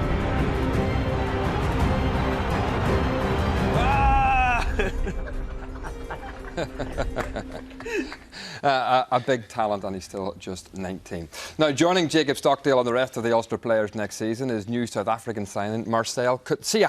The 24-year-old Springboks, who currently plays for the Natal Sharks, spoke exclusively to us this week from Durban. They phoned me right after the World Cup, and we started slowly but surely negotiating, and they've been phenomenal. Yeah, and when I asked my wife what she thinks, she was in all the way. So I think it was a great decision. Whatever the team wants of me, I'll give it to them. Whether it's 6, 7, or 8, I'm happy to just contribute to the team and its goal. You understand? So I'm not feminine about that. So, but as a personal goal for me, I would like to settle down and specialise at up inside. But if the club needs me at 7 or 8, I'm happy to oblige. Sounding confident. He comes with a big reputation to, of course, replace Nick Williams. What kind of player are Ulster getting next season? We're getting someone with tremendous work rate and real physicality, but he just continues to deliver. A very different profile to a Nick Williams, but it's the age profile that Ulster are attracting now. They're getting guys that are yet to enter the peak of their career. You look at Charles Piutau and the performances he's putting in. You look at Coetzee and his age profile and what he's doing. Those are two very serious signings that Ulster are bringing in, with the best years still ahead of them. And both of those players could end up being Ulster's 2 best signings they've ever made, Andy, potentially. Oh, without a shadow of a doubt, but it's what happens when you get on there and pull the white shirt on your back and run across the whitewash for the first time, and the great expectation on both players and a little bit of pressure, but I'm sure that with all their experience, they're both capable of doing business. Back to tonight, Ulster leading by a single point. What do they need to do to try and close this game out second half? Well, they need some possession because they've been starved of it in that last 20 minutes, so that's going to be key to them.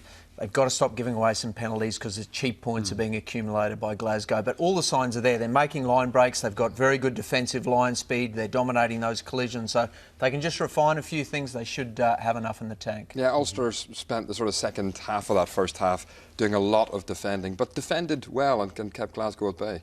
Oh, very much so. They were stretched several times, and Glasgow play the game at pace when they have ball in hand, and that is difficult to get, but we stand composed, and they haven't broke the line yet, so fingers crossed that is the case in the next 40 minutes. And I suppose what will be key as well, Ryan, is if Ulster can get off to the start in the second half that they did in the first. Yeah, that intensity and those levels of enthusiasm they showed across the board in all aspects are what they'll try and replicate as they start this second half. So much riding on the result of this game in terms of the table and the context of the rest of the season. They'll know what's at stake, but it's putting that to a side and focusing on your specific job and then looking at your unit's job and then where you can help out with the rest of the team. And the way the first half has been so entertaining, do you expect it to get a little tighter second half as both of these teams try and grind out a win tonight? Very much so. I think it's key in this first 5 minutes of the second half. See what sort of state of mind both sides are in after the break. OK, sit back, enjoy the second half. Let's hope it's as good as the first. Ulster leading by 10 points to 9. It's back to Tony McWhirter and Jim Neely. Ulster have made a second replacement, and it's in the back row because Nick Williams, who we said was struggling just before the interval, has left the field, and on for Ulster wearing number 20 is flanker Sean Reedy. Still blast from John Lacey. Finn Russell with the restart. Taken in straight away by Stuart Olding. How wonderful it is to see the young man back playing again after 2 pretty serious knee operations. Pienaar, Jackson, enterprising stuff from Ulster. Luke Marshall. Pienaar again. Alan Black and Rob Herring just doing a bit of protecting of the football. Pienaar into a stiffish breeze now. And that's gone straight into touch, and first error made by Ulster, and just what the boys in the studio were saying they really shouldn't do. They've got to cut out the errors, and they haven't cut out the errors. Yeah, very, very important for Ulster to get some field position and get some ball, Jim. And this wind has definitely freshened at half-time, and one would say, you know, it's a good probably 8, 9, 10 point wind, and Glasgow playing with it in the second half.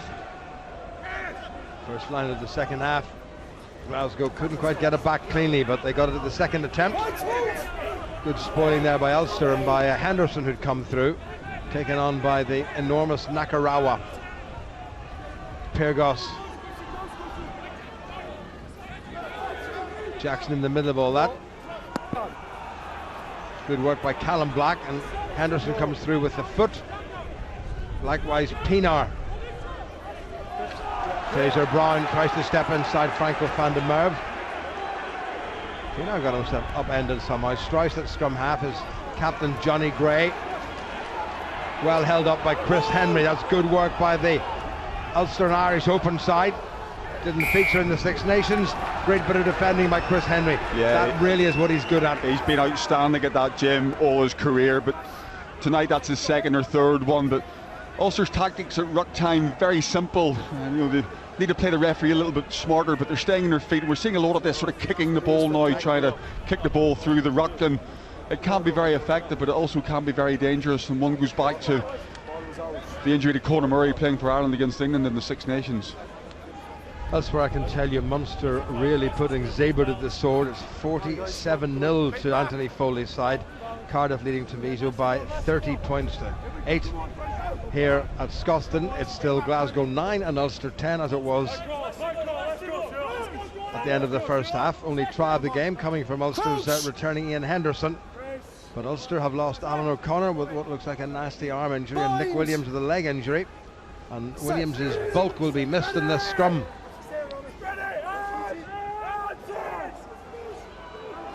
Really gone to the number 8 position in the scrum, which is interesting, but also not conceding anything in the way of ground. Pienaar. Jackson. It's got underneath that, and the wind is holding it up a little bit. That could go anywhere, and it's gone into a Glasgow hand, and it's been knocked back. Taken on by Tommy Seymour, who's come all the way over from his right wing. Glasgow winning possession now, almost at ease. Johnny Gray well tackled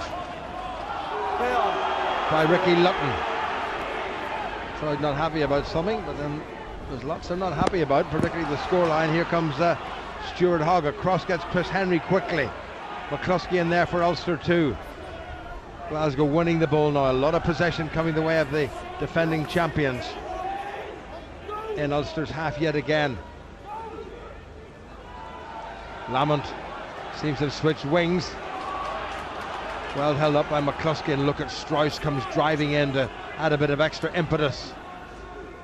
Ryan Wilson, Glasgow replacement in the first half for Fusaro the flanker, and this time at the breakdown Ulster get the penalty. Is that a sign of things to come? Well, they've obviously had a chat about it at half time, and certainly are a bit cuter at the breakdown, Jim, staying on their feet. That's a great kick, and Kay Gilroy's been held back, surely. Well, that was very interesting. I thought Sean Lamont taken quickly by Ulster. Henderson, as McCluskey goes in, and the try's been given. What a quick piece of thinking by Ulster. Well, I thought for a split second it was Ian Henderson. Well, it's another big be-whiskered rascal, and it's Stuart McCluskey. And Ulster have done to Glasgow at the start of the second half what they did in the first, and for Henderson, Reid McCluskey. Yeah, well, Craig Gurloy did very well picking up the ball, and Stuart McCluskey came from 30-40 metres out there like a steam train. It's Pienaar's kick that goes into touch. Now, unless that was touched, well, it came from a penalty, Jim, so Ulster well within their rights, and Stuart McCluskey right on the 5-metre line. Glasgow maybe just caught cold, and McCluskey and Gilroy played that very well between them. Well, the Glasgow crowd not terribly happy with that. They're calling cheat. There's nothing cheating about it. It was Ulster's penalty. It went into touch, therefore it was Ulster's line out. It was taken from the right place. It travelled 5 metres. It was straight, and McCluskey made no mistake. And Ulster now 15-9 up with a toughish conversion to come from Paddy Jackson with just about 6 minutes gone in the second half, less than 6 minutes gone. Needs to bring that one in. That looks pretty good. That's a cracking kick yet again from Paddy Jackson. So having been single point up at the interval, Ulster now find themselves 8 point up. Well, there's I mean, without a doubt, I think Lamont was maybe trying to hold Craig Gilroy back. Yeah, Touch judge in this side put the flag up. That was perfect. Did that go 5 metres? I think it did. Showing the 5. I think Glasgow just switched off there. Sean Lamont, we see him, he just trots past the ball. Josh Joyce coming back. He just holds off, and McCluskey reads that beautifully. I'd like to have another wee look at that one. Was that 5 metres? Anyway, it's a try and a conversion. And Ulster in the lead, and here's Sean Reedy. That looked a bit high. Pienaar's outside his 22. That's gone loose. Sloppy play from Ulster. Glasgow could punish them for that. Piergos gets it away. Little switch now by Glasgow. Into an Ulster hand. Play on. Play on, says the referee, and Ulster have come away with it. My word, they're living right on the edge, this Ulster side. You need to have a pretty strong constitution. Gilroy, not the greatest chip in the world, and knocked forward. Do you know, this Ulster team has to be the most frustrating side I've ever had the pleasure of commentating upon. Certainly, Jim, we talk about that exit strategy, and that's 2 occasions in the last 30 seconds that they failed to clear their lines effectively, and after some very, very quick thinking, followed up now by some very poor thinking, and Glasgow right back on the attack. Yeah, they talk about joined up riding, but also need a bit of joined up thinking, don't they? Well, I think Gilroy again had the chance to kick that and kick long and kick high, and perhaps put off by the strength of the wind against him, decided to kick it low with a flat trajectory, but unfortunately kicked it straight into an opposition player.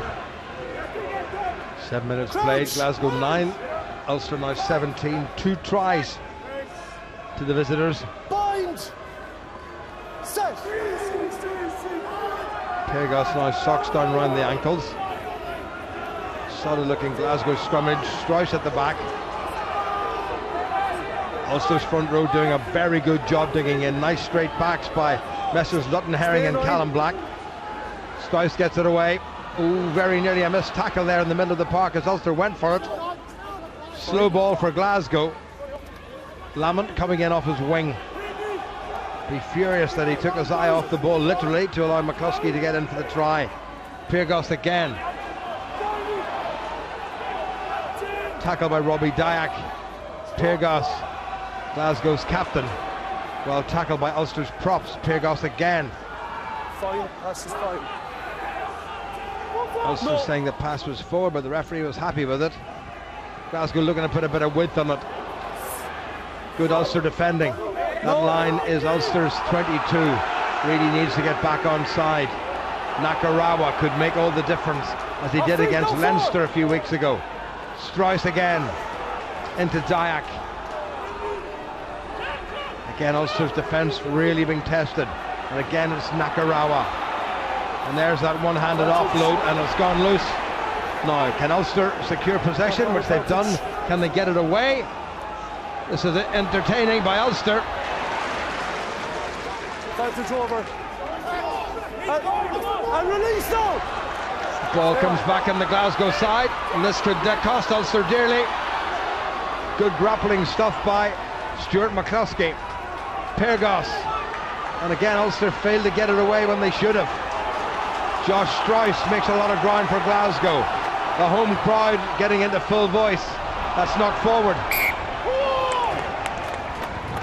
Well, Ulster living right on the edge, Tony, and what have they got against kicking the ball?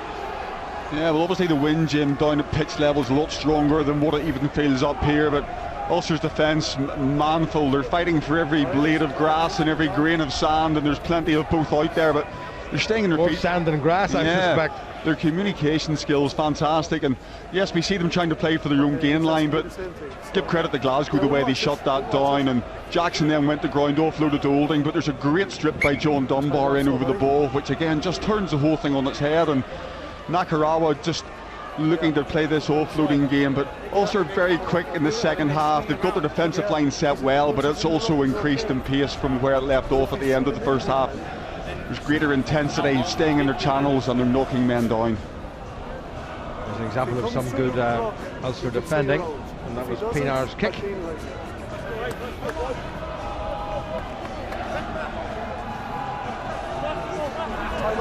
10 minutes gone, just about in the second half, and Ulster having been just 10-9 up at the end of it, now 17-9 up. If it stays like that, well, it could make a whole difference to Ulster's season. Absolutely, and once again, Jim, they've a cast iron great opportunity just to clear their own line here with the scrum. Midfield in their own 22. Ryan Pienaar will just look for the front five to dig in here and secure him some good ball to Sean Reedy at the back of the scrum.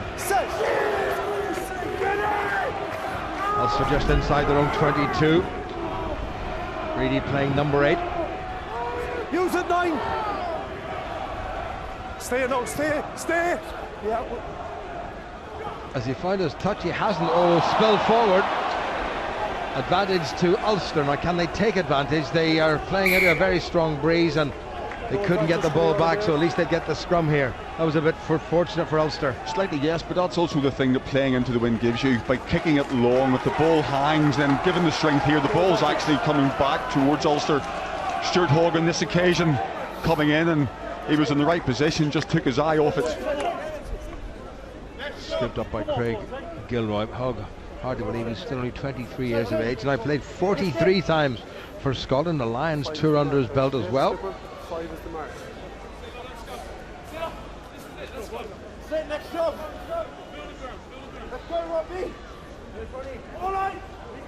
Don't be surprised if Ruan Pienaar puts a little box kick down this near touchline, the Ulster right. Crouch! Also the option, Jim, Craig Gilroy standing close inside Jackson's left hand shoulder. Bind! Plenty of options for Pienaar. Set!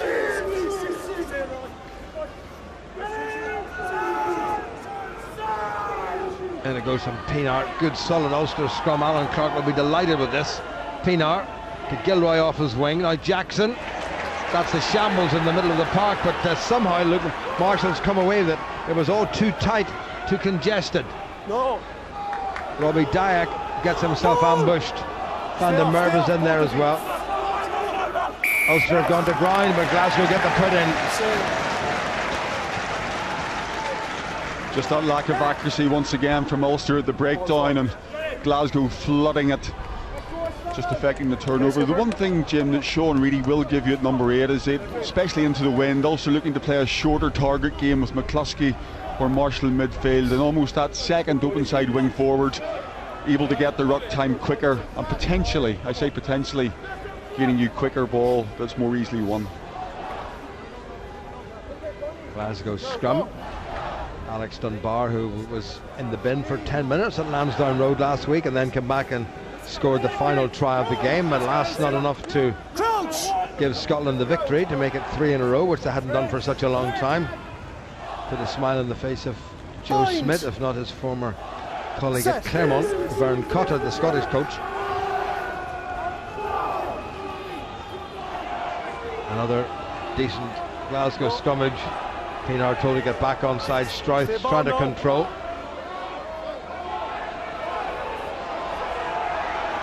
Pyrgos gets it away.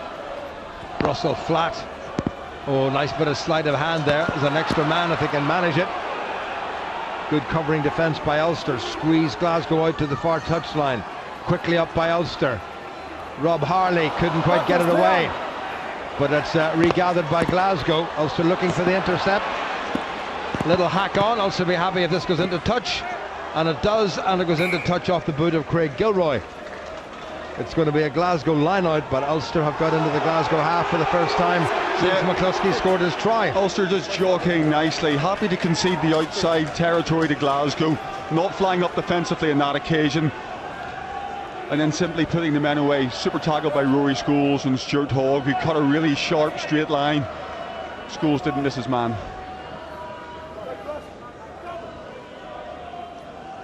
Glasgow have taken Josh Strauss out of this line-out. Fraser Brown with the throw. Nakarawa gets it in one big paw. Now Glasgow will maybe try to drive. They've got the wind behind them, remember, so if Pyrgos kicks, he's got to be careful. Ulster need more defenders. Stay bones. And they're moving forward. Callum Black getting back very slowly. Pyrgos is going to kick. Somebody has to call for that. Well taken by Gilroy. Olding. No. Josh Strauss with the tackle. And also give away the penalty. Dear, oh dear, oh dear. On the mark is a goal, yeah? Olding just stepping back inside, but support not getting there quickly enough. And Glasgow on that front foot, getting to the breakdown and winning the penalty once again. Well, they've got the wind in their advantage, and they've decided that they should try to close this gap. And Finn Russell is going to go for his fourth successive penalty. Yeah. Holding on the ground, wrapped up by Dunbar. Yeah. That was a 50-50 call there, to be honest, Tony. I think Dunbar just got there first of all, Jim. Not part of the tackle to start with, and he's clear and free to go straight in there on the ball. Getting a big wide base with those legs, and he's very strong in the upper body department, and Ulster unable to shift him off the top of it. Well, having slowed down the penalty count as opposed to stopping it, Ulster have given away another one. And Finn Russell is just about straight in front of the Ulster post, albeit from outside the 10-metre line. Nice strike. And he hasn't made it. Well, that's a bit of a let-off for Ulster. They'll be pretty happy with the score of Glasgow 9 and Ulster 17. So he's missed for the first time, Russell. Yeah, and certainly, more importantly for Ulster, it keeps it at 2 scores, and that could be all important come the end. But Ulster just taking their time here. Jackson bouncing once, bouncing twice, rearranging his forwards, looking as if he's going to kick long, so getting the kick line in position. That hasn't held up that much. Not gathered cleanly by Glasgow. Here's Tommy Seymour. Ricky Lutton with the tackle, has to get out of the way, the tight head prop, and does so.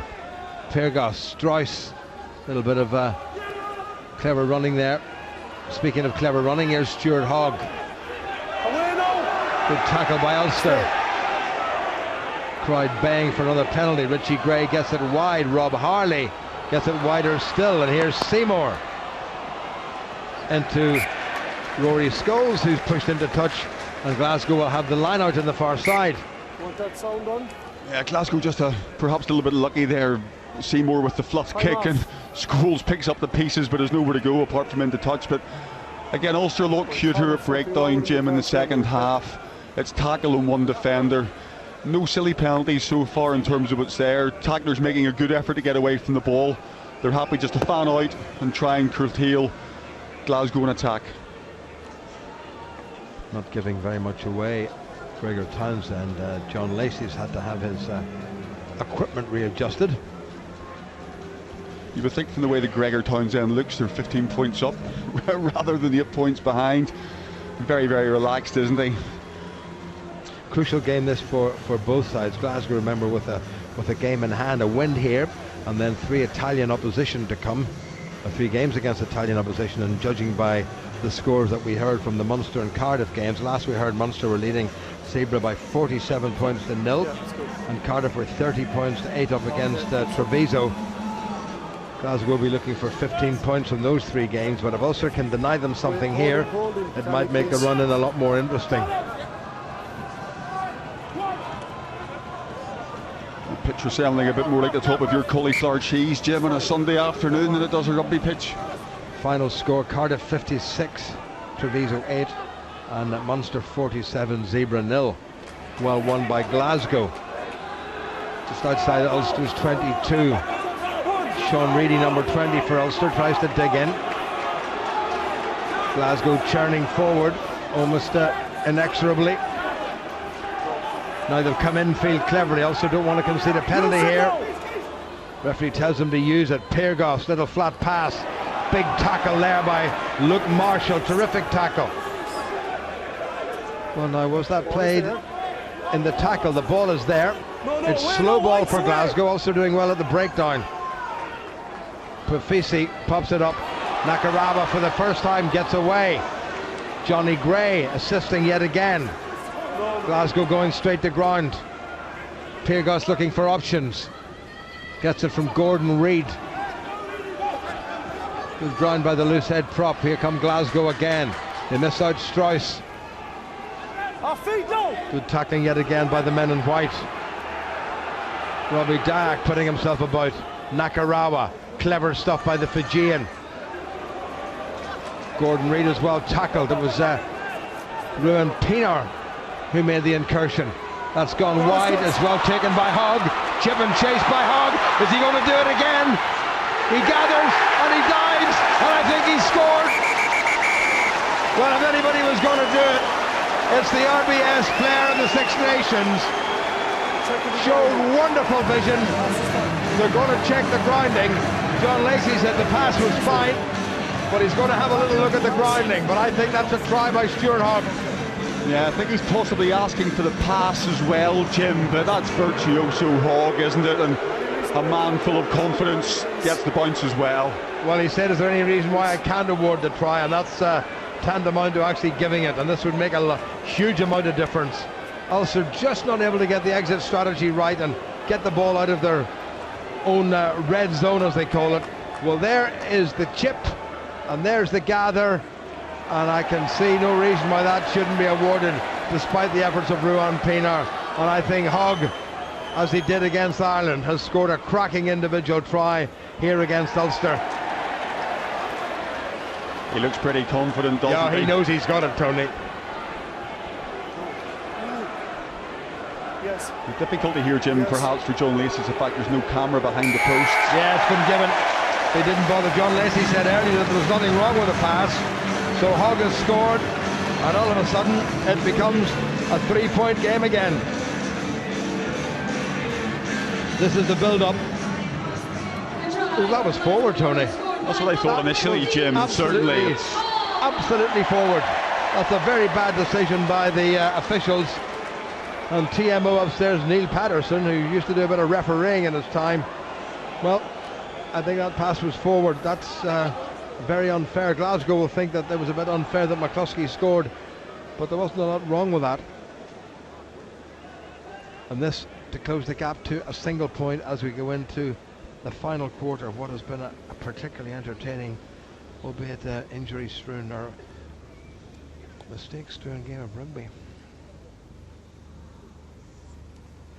As I could do with this one, and they're not going to get it from Russell.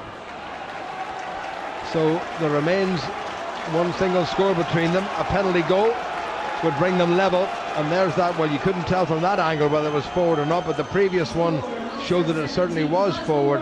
Nothing wrong with that touchdown, but I think John Lacey should have gone back for the forward pass, and he said immediately, dismissively, that there was nothing wrong with the pass, and he was wrong. Jackson.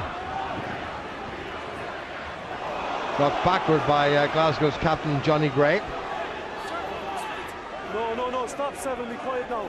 But he's presented it nicely. Stay! Gathered in by Reedy. Well, it's little things like that make you think that Ulster might not win this game. Well, one would feel, Jim, that perhaps the next team to score will be the side that will go on to win this, and Ulster can little afford to make such basic elementary errors in such a part of the pitch, and once again they give possession back to Glasgow, who really now feel as if they can go from strength to strength.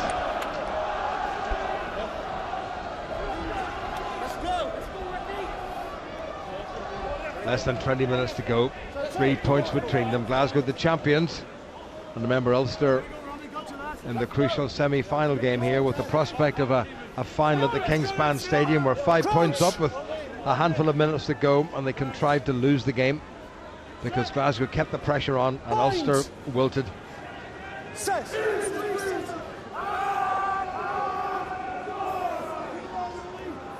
Good strike by Fraser Brown. Ulster have got no change out of this Glasgow scrum, and vice versa. Russell has to take it behind him. That's not a bad looking kick, you know. Oh, what a gather! Seymour! This could be the killer blow! Ulster caught napping, and Tommy Seymour scores against his former province, and in the blink of an eye, Glasgow have gone from well behind to comfortably in front. And that's what this Glasgow side can do to you. You take your moment's concentration lapse, and they can go the length of the field and score. It's a beautifully weighted kick from Finn Russell. Rory Scholes possibly just slightly out of position, and Seymour screaming in from that right-hand touchline. Takes the ball, arcs back up, stands up Gilroy, and touches down for 5. 2 superb individual scores by Glasgow inside the last 2 minutes. And both by 2 outstanding players from the Six Nations, and Glasgow quite rightly have brought just about everybody back available to them, and those men have paid dividends, and Tommy Seymour is delighted. His 22nd try in the league. And well, Ulster all of a sudden looking pretty good at 17-9. Find themselves 2 points behind. They've conceded 10 points and possibly 2 more if Finn Russell can nail this conversion. And that's going to make life very difficult for the men in white and make it a very difficult end of the season for them as well. Here's Russell. Little chip. He did it last year with the winning conversion, and he's done it again. If the Stuart Hogg try was a body blow, Jim, perhaps that's the knockout punch from Tommy Seymour. Glasgow have a big bench to unleash as well, and with 15-16 minutes to go, Ulster have it all to do. And again, it came from an Ulster mistake, and you don't want to castigate Sean Reedy too much, but he knocked that ball forward, and from there on Glasgow kept it and scored. Yeah, those basic errors time after time, letting this team in white down. Josh Royce has left the field. Paddy Jackson restarts. That's hanging nicely in the air. Ball taken in by Ryan Wilson. Here's Nakarawa. And Glasgow, I think, will start to play with a wee bit more verve. And already they've got possession from the restart. Gordon Reid. Rob Herring couldn't hold him up, and the loose head props made a bit of ground. Pyrgos, cleverly done. Wind has carried that into Ulster's half. Paddy Jackson. Well, he's given that such a wallop. Plenty of height on that. That's gone loose. Somebody needs to win this, and the answer is that somebody is from Glasgow. Good tackle there by Sean Reedy. Now, can they hold up Ulster and get the put into the scrum? Yes, they can. 4 points between them. Ulster need a try.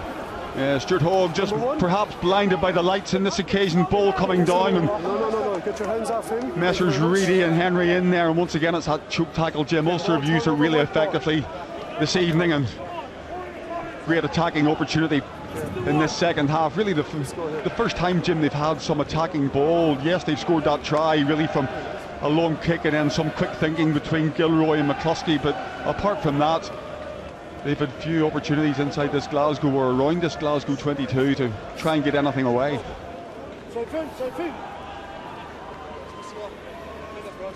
Just over 15 minutes remaining. Glasgow, having been behind for 3/4 of this game, all of a sudden are 4 points to the good. And with a comparatively easier run-in than Ulster, they will really fancy themselves to be at the business end of this competition. Ulster have got to get a try. A solid scrum as a start. Pienaar looking to go on the narrow side, then changes to the open. McCluskey had a bit of a fumble, but strong enough to keep it going. Pienaar again. Stuart Olding just bounces through the first tackle of Mark Bennett. Glasgow told to get the hands away. Ian Henderson, who's been relatively quiet, although he's done a lot of hard grafting. Reedy swept it away nicely. Ulster piling in. Pienaar, now Jackson, back inside to Marshall, very nearly through. Good support play by McCluskey. Ulster centres working together. Pienaar, Stuart Olding. 5 metres from the Glasgow line, and the penalty conceded at the breakdown yet again. And Nakarawa wrapping up Ulster's replacement, Kyle McCall, whom I didn't see come on. Well, some beautiful interplay between Marshall and McCluskey, but once again it's that man Nakarawa and that telescopic range of his, just stooping over the top and managing to secure ball underneath the Glasgow posts, and Glasgow now with Finn Russell getting a chance to clear their lines. Well, that was Ulster's best bit of continuity of this second half, and that's a good touch. Well, 6,800 here, which is a sellout, which is about a third of the capacity of the Scotstoun Stadium. But let's not be snide about it. It's great to see so many people pitching up here in what really is the home of Scottish football, Glasgow. Well, rugby's certainly on the ascendancy in this part of the country, Jim, and Glasgow have big plans for this place in terms of replacement of pitch and potentially increasing capacity as well, and a sellout now week after week in this part of the world. Grayson Hart has come on. Tim Swinson had actually slipped on unannounced. Round come Ulster, trying to disrupt the Glasgow possession. John Lacey having a good look. Grayson Hart will kick down this near touchline, I'm pretty sure, and he does just that. And Lambert is chasing. Gathered in by Gilroy, gets away from his opposite number. Ulster back though on their 10-metre line. Pienaar finds Jackson, who finds McCluskey, who finds a bit of a hole in the Glasgow midfield. Stay there now. Pienaar again. Jackson flat to Sean Reedy, who's been pretty busy since he came on. Jackson again. This time it's Henderson. I am getting my Hendersons and McCluskeys mixed up. Pienaar. Good flat ball to Kyle McCall. Rode the tackle well and got the pass away. This is good work by Ulster. Rory Scholes, Franco van der Merwe found himself out almost on the wing. Good pressure by Ulster. Jackson, flat. Chris Henry. Pienaar again. Back inside from Jackson. Kyle McCall rode the tackle nicely, but eventually stopped by Reid. Now Pienaar, McCluskey. Ulster trying to make a bit of ground. In goes Reedy, who scored 4 tries in the league this season, remember. Robbie Dyack leaves it for his fellow South African. Better stuff by Ulster. Gilroy. All the pressure coming from the men in white. What they don't want to do is give away another penalty. Jackson, Marshall. Referee said the pass was fine despite the protestations from the crowd. Rob Herring, Ulster's captain, gets away from the first tackle. Wee chance on the far side of Ulster can move this quickly. Jackson does get it away. Van der Merwe sold a nice dummy back inside to Reedy. 11 minutes remaining. Ulster 4 points behind. Robbie Dyack. Oh, we set it up nicely. Pienaar uses the narrow side. Rory Scholes, Edinburgh bound next season. Ulster driving forward. Referees say he's happy enough. The ball is in there. Paddy Jackson has to go into scrum half. McCluskey. Turnover is good. Let it come wide. Glasgow have pinched that, and Ulster give away the penalty. 10.5 minutes remaining.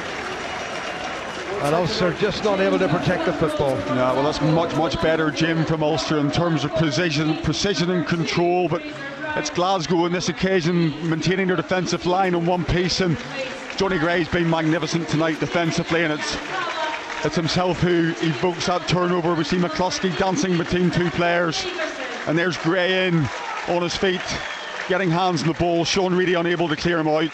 John Lacey gets his hand in the air and gives Glasgow once again a chance to clear their lines. Glasgow now making what looks like 3 substitutions. The whole front row's gone. It's the whole front row that they're going. Gone. So Gordon Reid, Fraser Brown and Sila Puafisi have gone. James Malcolm, Jerry Yanu Tawa and Xander Ferguson have all come on, and Glasgow clear the lines. We're into the final 10 minutes of this game, and at 19-7 up with 10 minutes of the second half gone. We dared hope that Glasgow would win it, or Ulster would win at Scotstoun for the very first time. They still might, but they've a lot to do, and they've got to start winning the ball again.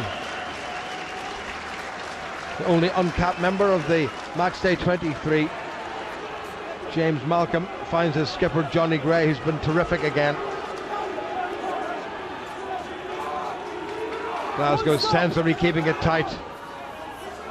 Rob Harley doing a bit of driving. Still Glasgow move forward. Sean Reedy lifted off his legs and carted back into his own half. Still there for Glasgow. What a great forward drive. Well, they're playing a very clever game, Glasgow. Grayson Hart waits. Decides to leave it though. Gray again with his sidekick right beside him. Nakarawa. Grayson Hart. Paddy Jackson has to tackle. Hart again. Finn Russell has a cut and he's right through. Just about. Somebody managed to get a paw to him. Still Glasgow moving forward. Looking just to affect the coup de grace. It's gone out. Referee says that's fine. Robbie Dyack gives away the penalty. And Glasgow will kick this one, Tony, I'm sure. Yeah, it would be quite clearly off his feet, Jim, but credit to where it's due. Glasgow have used that driving maul in the second half very effectively, and you cannot underestimate how much energy that sucks out of a defensive unit. And Ulster forwards put everything into that, and really then whenever Glasgow opened it up with, again, Russell almost cutting through the line, Ulster forwards nowhere to be seen, and Glasgow very much in the ascendancy. Well, there was that initial drive from Alex Dunbar, who's been fairly quiet. Now the ball was out, and yeah, Robbie Dag actually went off his feet. If he'd managed to support his weight, it wouldn't have been a penalty. That's what starts to happen in the second half whenever you defend as much as Ulster have had to, and Glasgow again playing this high tempo offloading game. That space that's there suddenly becomes much wider. Russell to put 7 points between the sides. Gets this one absolutely spot on. So Glasgow have come back from 17-9 behind to 24-17 ahead, and that really is indicative of why they were champions last year. Ulster have shown, Jim, in the last 5 or 10 minutes so that with the ball in hand, if they're happy to go through the phases, they can attack, and they can attack with intent and find holes in this Glasgow defence. They must believe. Sean Lamond takes it in from Paddy Jackson's restart and makes good ground. Enormously strong wing three-quarter. Again, Glasgow on the charge, and it was Tim Swinson, who started for Scotland last week in the second row against Ireland. Well taken by Paddy Jackson, up and bravely taken.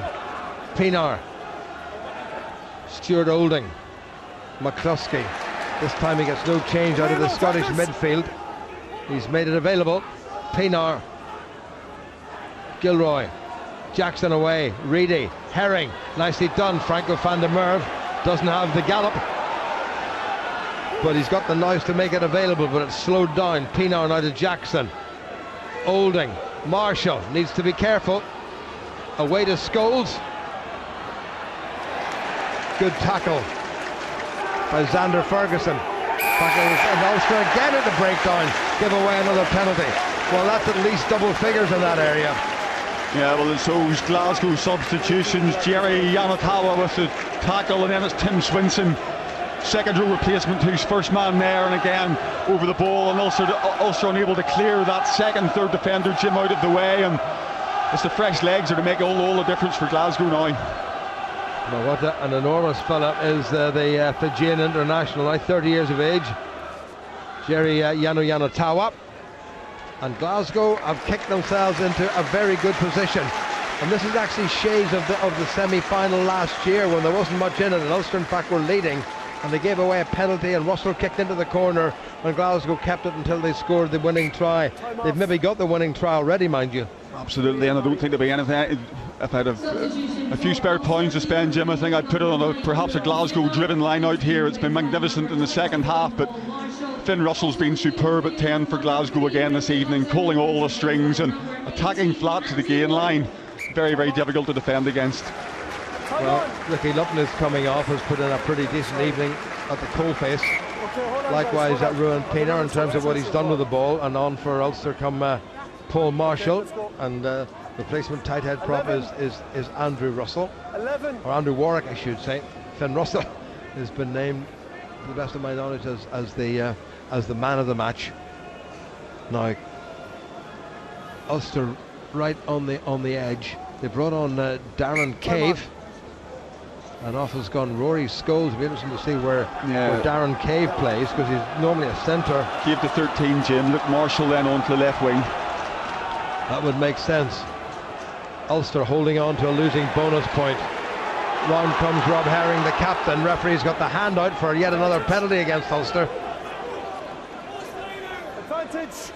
He's still playing advantage to Glasgow, and he'll keep playing advantage until it ceases, or else Glasgow score, and that's what they would intend to do. Here goes Johnny Gray, the captain. Grayson Hart gets it away, still playing advantage. Glasgow trying to bustle through the middle of the park, and no advantage. Mark Bennett was well held up, and they'll come back for the penalty, and no prizes for what I think Finn Russell will do with this one. Yeah, well, he's given the penalty. I think they might go for the corner again. I think Glasgow, 4 minutes to go. They've only got 2 tries on the board. I think they'll try and eke a try out here and then open one up from inside their own half with an ensuing kick-off if they're good enough to get over for a third one, Jim. I don't think they're really contemplating denying Ulster a losing bonus point. It's just, or maybe they are. Have they gone for? Yes, they've gone for the post. So they are actually contemplating denying Ulster a losing bonus point, which, in the final analysis, once that the seriously business end of the season, which we're approaching, could be important. Yeah, well, maybe the call from that's come from upstairs in terms of Gregor Townsend's had a look at the timing. He said maybe it's just time to deny Ulster this point, and let's just reel them in a little bit closer. I think if Glasgow win this game, that will draw them level on points with Ulster, but with a game in hand. Paddy, can I have a time check, please, not going in the stadium? John Lacey is asking Neil Patterson just for a final time check. This could, not for the first time, as Finn Russell shapes up to kick, break Ulster hearts.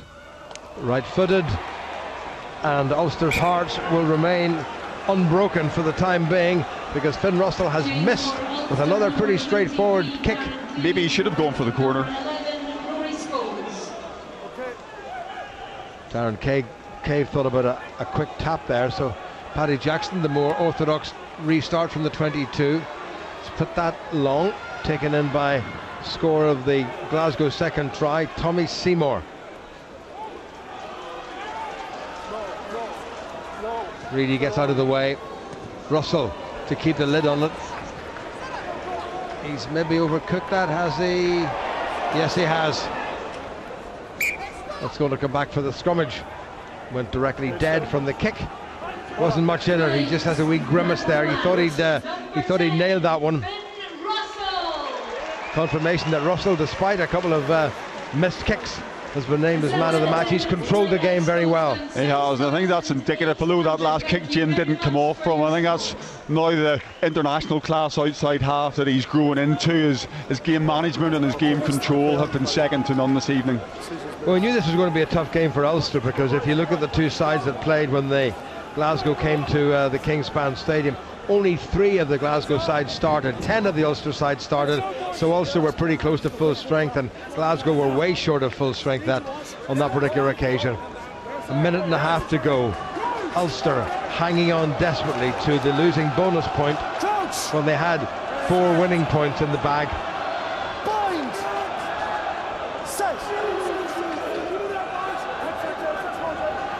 Paul Marshall took to pop it in. That's been a real plus, the Ulster scrum tonight. Reedy, Marshall, Darren Cave just lobbed it behind him, but Marshall did well enough to retrieve the situation. A little dummy by Marshall. Good support play by Franco van der Merwe. And Glasgow held Paul Marshall off the ground and might just get the put into the scrummage last minute of the game. John Lacey taking his time and points his hand in the direction of Glasgow, who get the scrum and hugs all round. And this may well be the last set piece of this game that, unlikely as it may have seemed before kick-off, Ulster had there for the winning. Yeah, Paul Marshall just finding himself, Jim, with nowhere else to go, and just chaparraled into that corridor by Glasgow, and Ryan Wilson gets his paws on the ground and actually plucked ball and man off the ground and wrapped them up in a huge bear hug, and there was no way the ball was coming out of that, and the clock now just running itself inexorably towards 80 minutes. Well, it didn't help Ulster's cause losing Alan O'Connor, who looked in great form in the first half, and then at half-time there was no return for Nick Williams. So we'll have to see about their state of play. Certainly O'Connor would look as if he'd play no part in the game against Connacht, which has taken on even more crucial proportions for Ulster. Grayson Hart, all Glasgow have to do is win this. Don't know what Ian Henderson thought he was doing there. And if this goes into touch, the referee will blow his whistle, and Glasgow get the drive on in the scrum for the first time, and for the first time they get the penalty in the scrum. And Ulster, I think, we're just waiting to see where the ball was going to go, and I think we know where the ball is going to go. Just, apologies there if you heard a little bit of what these days is called industrial language. And they're going to have a pop at the post again to try to deny Ulster that losing bonus point. And is it going to be Russell or is it going to be Stuart Hogg? I have a feeling it's going to be Stuart Hogg. Stuart Hogg just trying to find himself a decent bit of turf to have a swipe at, but Glasgow just now trying to really deny Ulster that bonus point, which could become all important towards the end of the season. But I think given the context of the game, Jim, Glasgow have been worthy of victory. Ulster will look back on a catalogue of unforced errors which had potentially cost them victory, but I think over the duration of the evening, Glasgow have been the better side. Yeah, little fumbles and fundamental errors and giving away a lot of possession and penalties at the breakdown. Here's Hogg. Ooh, he's given that a fair old done, doesn't he? Oh, what a kick by Hogg!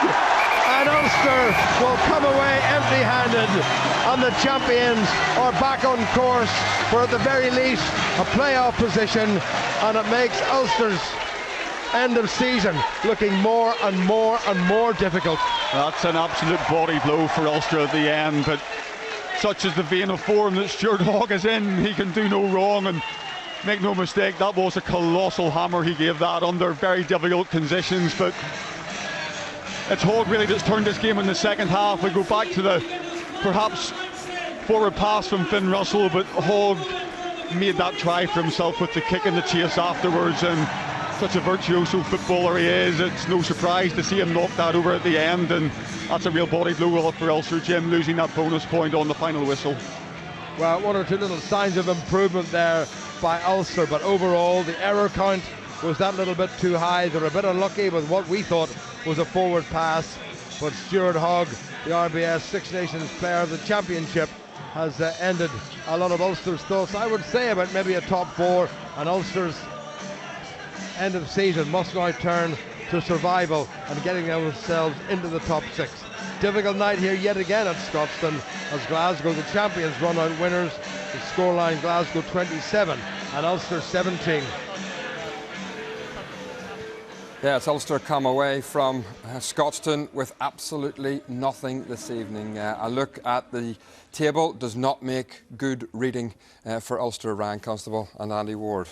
No, it doesn't. You know, we said at the very top that they need to come away with something tonight, and they just got denied at least 1 point. But, you know, they made a catalogue of errors. But this is, you know, Glasgow have a game in hand. They've got not a bad run in the last 4 games. I think they've got 3 of which are all Italian opposition. No disrespect to them, but I would consider those to be 5-pointers. So, you know, Ulster have so much to do. They're going to have to rely on other results as well, I think. Ryan, do you think Ulster will now struggle to make the playoffs, and are they looking over their shoulders now at that European place, because the top 6 qualify for Europe, which is absolutely crucial? Yeah, getting nothing out of that game puts them in a very difficult predicament. They're going to look at that run in. Connacht at home becomes a massive game now for Ulster. If they don't get a result there, they definitely will struggle to get top 4. When you look at the run-ins that each of those respective teams have got, Ulster really need to get wins from here on in. I think they'll be all right top 6, but top 6 isn't what Ulster wanted at the start of this season. Top 4 would have been the minimum requirement. What sparked that Glasgow comeback tonight, though? Controversial. Forward pass, yes or no? For me, it's a definite forward pass. You can see it's come out of his hands slightly forward, taking relation where he was from that line and where he received it next to that 10-metre line. There was at least 4 feet to 6 foot difference in that. So it's a definite for the referees not to go back to that point. I just think it's crazy. But listen, John Lacey, here he is in line with it there. Boom. That's easily 4 to 6 feet forward pass, you know, and that should never have been the case. So the big thing for me is you've got the referee and the assistant referee both in line with that. You can see them in shot. That ball looks as though it comes out forward from the hand, and then you get Rob Herring coming up when the try is awarded, asking him to check for the forward pass. You're already checking for the grounding, so why not go and check the forward pass? With what's at stake and where the game is so finely balanced, when you have the technology, sometimes we're critical of them using it too much, but on occasions like that, when it's questionable, a quick look certainly would have been warranted, in my opinion. As you say, fine lines. It was an Ulster fumble which led to another score. Absolutely, you know, and this is a pretty straightforward catch, no pressure whatsoever, and listen, you can't do that. It's as simple as that. I mean, I know it's a tricky one, and there's a bit of wind, and maybe the ball was swirling, but 2 things there. You always, young fellas out there watching this, you get your hands up to the breadbasket and bring it in, so you don't wait for it to catch it on your knees. and that was just pinpoint accuracy Great from finish, Finn wasn't Russell. it? Yeah, Absolutely great. tremendous, and hey, great finish. Well done. Very composed at the very end, and that, you know, in a space of a couple of 2 or 3 minutes, Ulster were leading. To be at that point about 5 points behind, it was a bit of a turnaround. It was such a shame because Ulster came out of the blocks again very, very quickly. Some great quick thinking for that Stuart McCluskey score.